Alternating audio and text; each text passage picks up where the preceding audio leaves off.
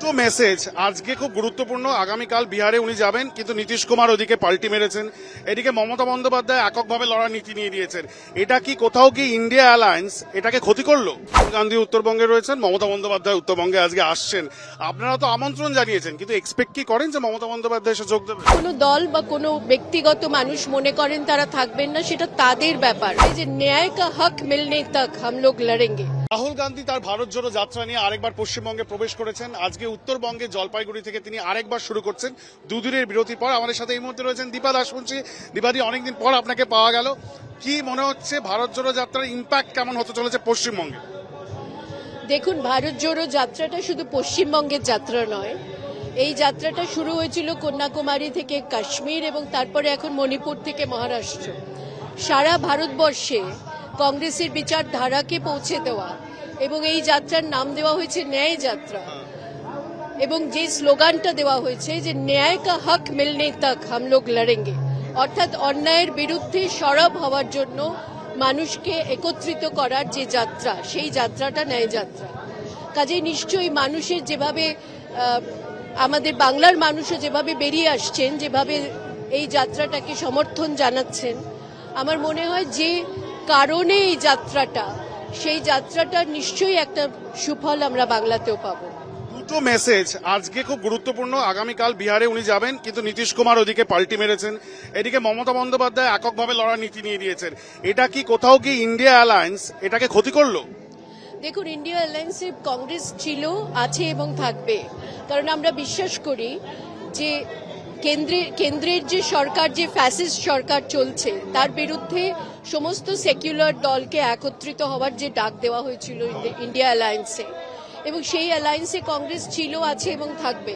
এখানে যদি অন্য কোনো দল বা কোনো ব্যক্তিগত মানুষ মনে করেন তারা থাকবেন না, সেটা তাদের ব্যাপার। আমাদের দরজা খোলা আছে এবং এটা তো বড় শরিক।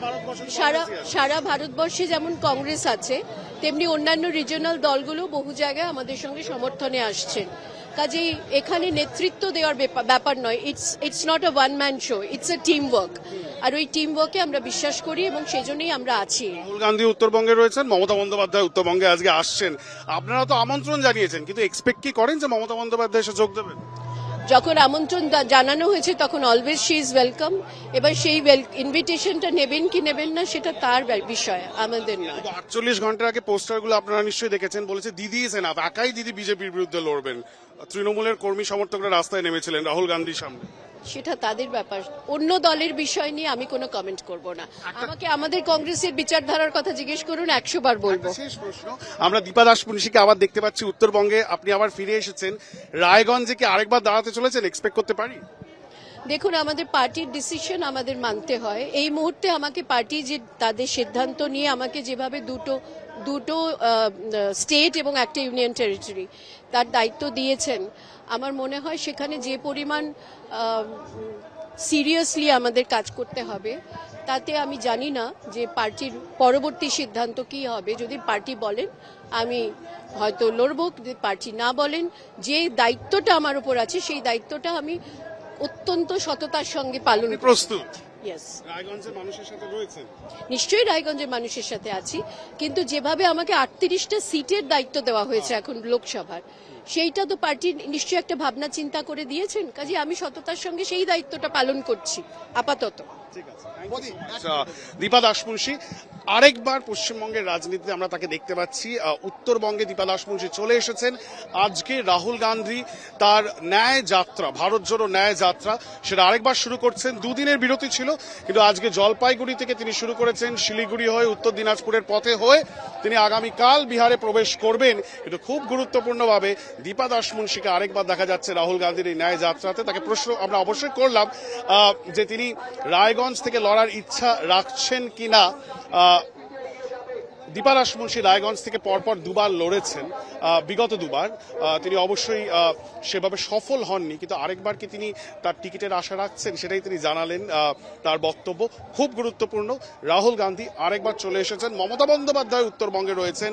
দেখার বিষয়, এই মুহূর্তে তৃণমূল কংগ্রেস তারা স্পষ্ট করে দিয়েছে তারা একলা চরলের নীতি নিয়েছে পশ্চিমবঙ্গের বুকে। কিন্তু রাহুল গান্ধী কিন্তু তার ন্যায় যাত্রা যেটা সেটাকে বন্ধ করছেন না, তিনি করছেন। এবং যেটা কংগ্রেস সূত্র থেকে আমরা জানতে পারলাম, তিনি বিহারে যাবেন কিছুদিনের জন্য, আবার ফিরে আসবেন এবং সেই মালদা এবং মুর্শিদাবাদ ডিস্ট্রিক্ট, এই দুই জেলা থেকেই কিন্তু কংগ্রেসের দুটি সাংসদ এই মুহূর্তে রয়েছে, তিনি বলছেন আবার ফিরে আসবেন। সুতরাং জোট বার্তার ক্ষেত্রে সেটা কি অন্তরায় হবে?